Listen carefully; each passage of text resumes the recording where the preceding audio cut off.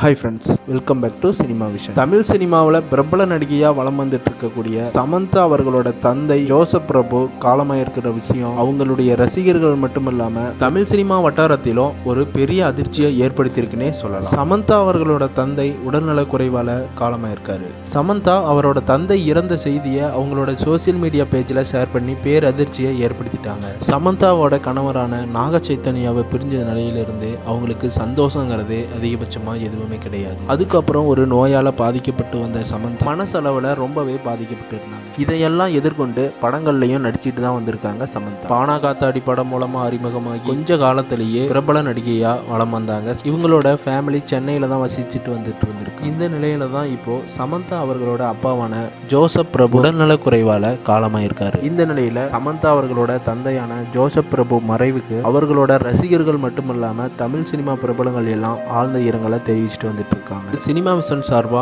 ஆழ்ந்த இரங்கலை தெரிவிச்சுக்கிறோம்.